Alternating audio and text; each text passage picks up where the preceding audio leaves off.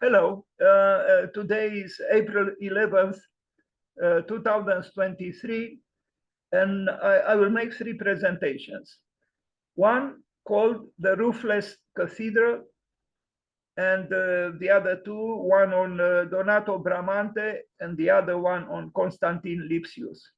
But I will begin with the Roofless Cathedral. And the reason I do so is because now we are in between two Easters, the Catholic or the Western Christianity celebrated Easter 2 days ago, and 5 days from now there will be the Orthodox Easter. But beyond the circumstantial so-called details of the timing, I was attracted by this theme, which came spontaneously to me when I searched for a church designed by Constantine Lipsius, and I noticed it didn't have a roof. And somehow I felt this resonated with me. And I said, let me prepare a presentation about the roofless cathedral. It's something said about a roofless cathedral, but somehow I felt that it is in a way expressing our time. Do we still believe in God? I'm not so sure. And the roofless cathedral is a cathedral that on one hand, it connects you vertically with the above, with the sky. I hesitate to use the word heavens, although Walter Gropius in the Bauhaus Manifesto does use it twice in a very short manifesto, the one he wrote in 1919. So let me begin to show. This is a first attempt to address this theme. Let me begin to show some images. First, I show this image of a cathedral that was bombed in the Second World War. And what could be more said? And unfortunately, at this very moment, there are bombs falling in Ukraine on various buildings and on many people. So obviously, we learn nothing. We learn nothing. If Russia, which lost millions of people in the Second World War, is launching now a war on its neighbor, not only that it is its neighbor, but the Russians claim that Ukrainians are actually Russians. So essentially, they are killing themselves if Ukrainians are Russians. It's very sad, but as Rem Koolhaas put it once, humans do not learn anything, and it does seem so. We learn nothing. But now I show you an image, a very moving image from a very moving movie or film, Nostalgia by Andrei Tarkovsky, the great Russian film director, which is this scene from Nostalgia or Nostalgia in English, which was filmed in Italy. This was filmed inside the cathedral without a roof in Tuscany. And we are going to see other pictures of this cathedral.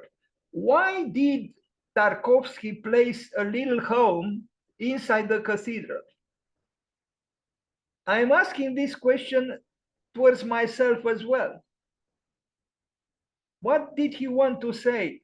We see here three things, well, we see a few other things, but we see a Russian poet, the main character in the film Nostalgia, a dog, and a house.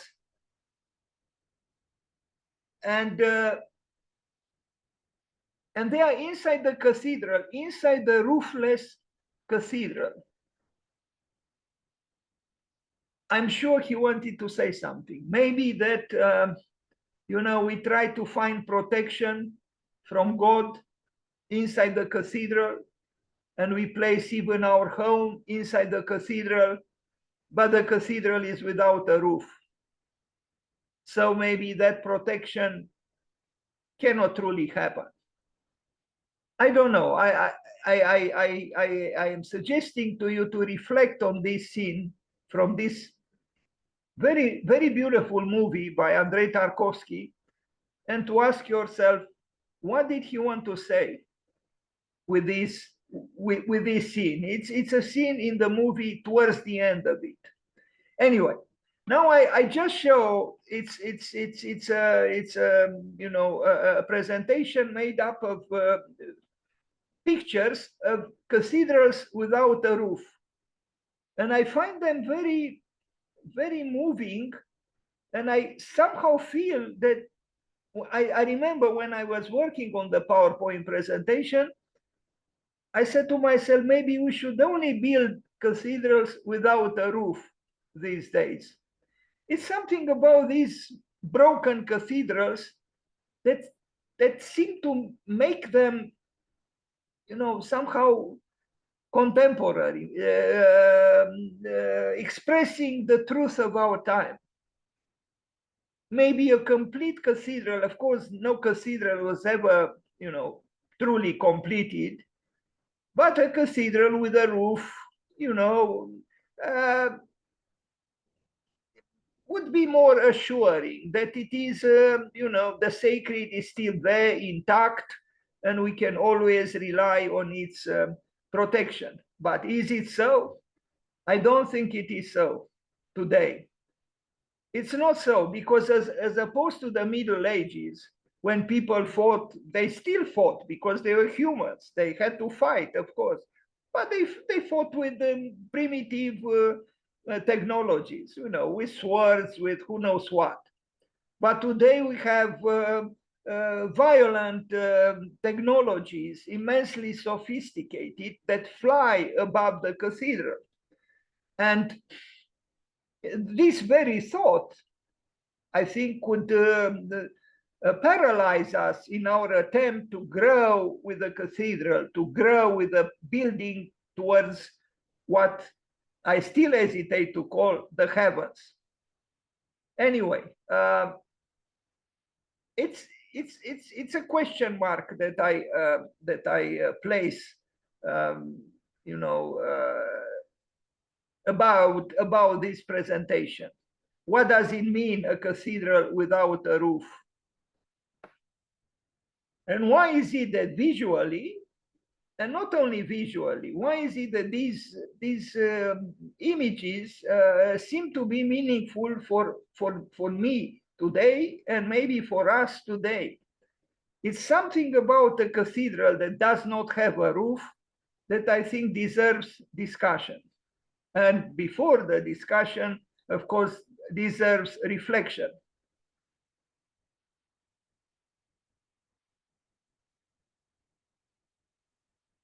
Now, of course, we find refuge in all kinds of, assuring and self-assuring dogmas, that everything is fine, Easter is fine,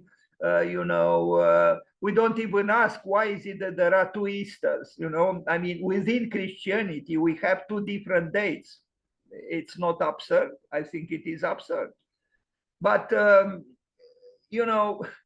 so we still find solace in religion, but to what extent that religion is still sustainable today, when we know that in many countries, the church itself as an institution goes through a crisis. For example, in Great Britain, I read a few years ago that 2 churches a year were desacralized. In other words, they were transformed to a function that had nothing to do with, with the religious, activities normally associated with the church or with the cathedral. There are churches that are transformed into condominiums. There are churches that are transformed into theaters or libraries. In one case, I even saw one being rented, at least, rented by a circus. Because of the tall ceiling, you can easily exercise your acrobatics within the cathedral.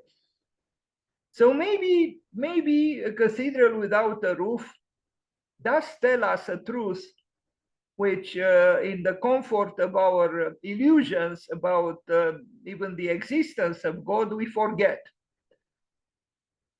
I guess, I don't know if I approximated well why I became interested in this theme. But what if we build cathedrals intentionally without a roof? Because every image that I show now, belongs to churches and cathedrals which were meant to have a roof, and they did have a roof.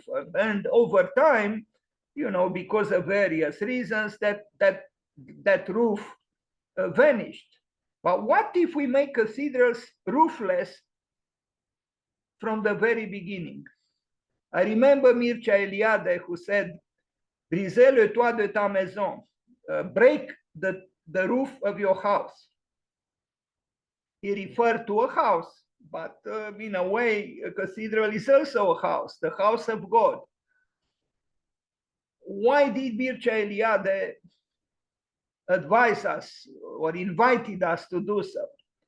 Maybe because if you break the roof, you do have a more direct dialogue or connection with the above, with the sky. And the vertical dialogue is perhaps important. But how to have that dialogue when we know that even if we break the roof, above the building flies a plane, flies a balloon, flies satellites, and fly bombers. So how could you, because the builders of the cathedrals in the Middle Ages, for example, they literally grew towards the sky, towards God, towards the heavens with their building. But how can we grow with our building towards the sky when in the sky there are the machineries that I just mentioned? Not to speak about the fact that maybe that cathedral that we think is pointing upwards is in fact pointing downwards, because on the sphere, or the approximate sphere that the planet Earth, as we call the Earth, apparently is after Copernicus, well, the church could be at the bottom of the so-called sphere and not at the top. Maybe the church did have all the reasons to protest vehemently against Copernicus and his discovery. The belief that we were supposed to live under the sky, the belief that it is actually the sun that moves around the earth and not the other way around, as Copernicus said, had great consequences, and it did, and it does. We fly thanks in part to Copernicus. We have all kinds of measurements that are correct, apparently, because of Copernicus. Not only Copernicus, but he played a role. But in terms of sacrality, maybe it was a loss.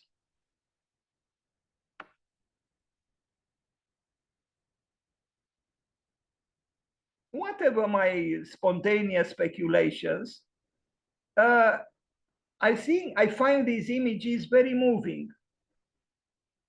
Cathedrals or churches without roofs. It's like it is an arrested, it's almost like an arrested, censored growth.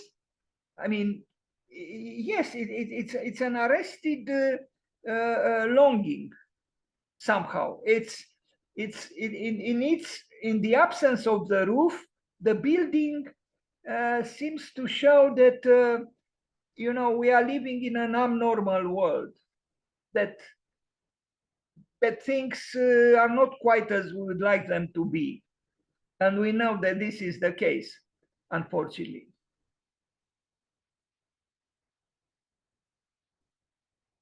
This is the cathedral in Tuscany where Andrei Tarkovsky filmed his that scene in the film Nostalgia, which I strongly suggest if you love films, to try to watch it. It's a very beautiful film. by a film director about whom Ingmar Bergman, himself a giant in the film in cinematography, said that was the best director ever, Andrei Tarkovsky. In my opinion, Bergman was no less. But anyway, cathedrals without a roof.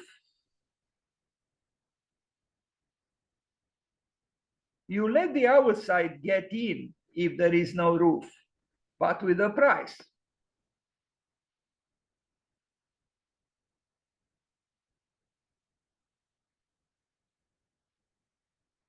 On the left, you see a little church, open towards the sky without the roof. The roof is important. There are, I forgot who said it, that there are, maybe Wolfrix said it, that there are three kinds of architects. The architect who is concerned and works mainly with roofs, and I think it was him. If it wasn't him, I apologize, but I think it was him. And he said, there are architects who work mainly with roofs, and he mentioned Zaha Hadid and himself. Then there are architects who work with basements, underground architects. And then there are architects who work with the middle part. So, but the roof is important, very important. And in many important architectures, the roof is, the culmination in a way of the architectural effort. So in the absence of the roof, the meanings could be heavy.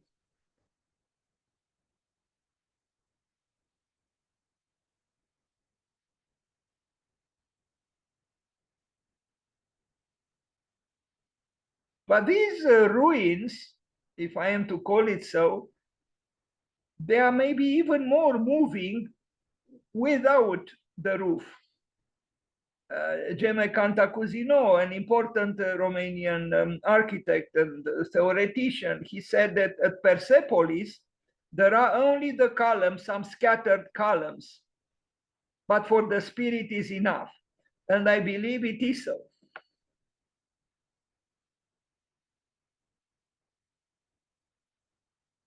The roofless cathedral.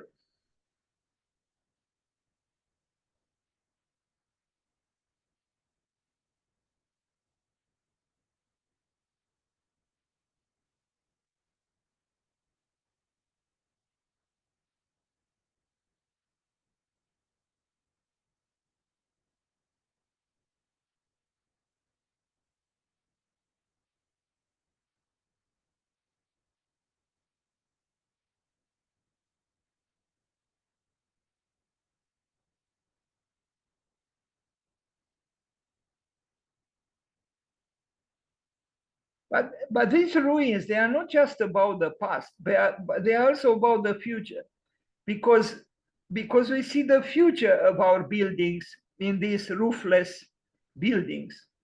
When we build, we think that somehow our buildings will be forever as we conceive them, but we know very well it is not so. Even pyramids, the great Egyptian pyramids get eroded by time.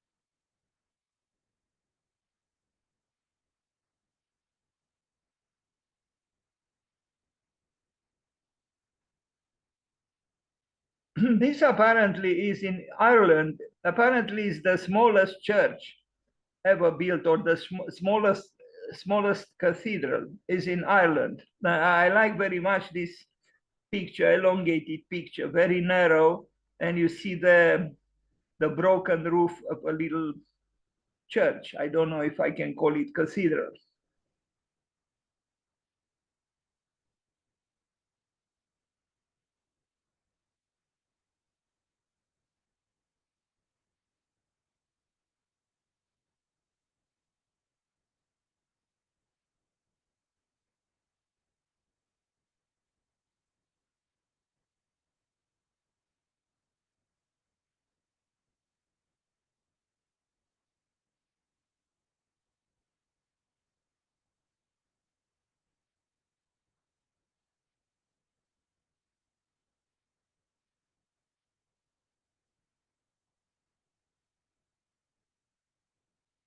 Now, a cathedral without a roof is a wounded building.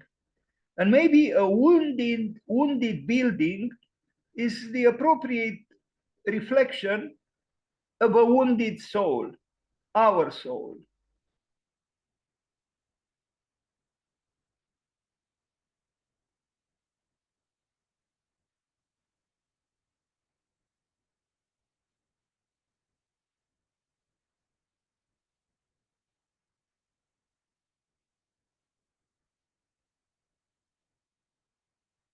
When we talk about a broken heart, well, here we have broken buildings, and not any buildings, broken cathedrals, broken churches.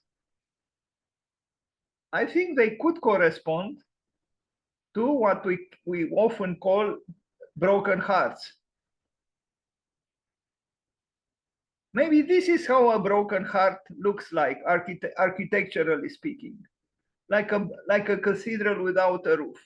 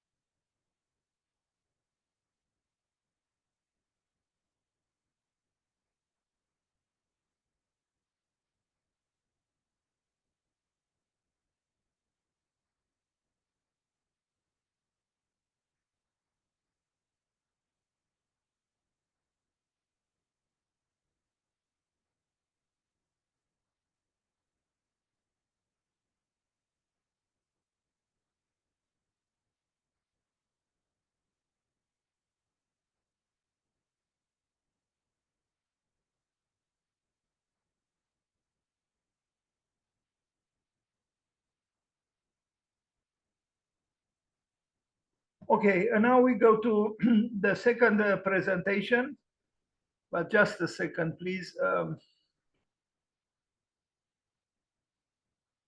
Bramante și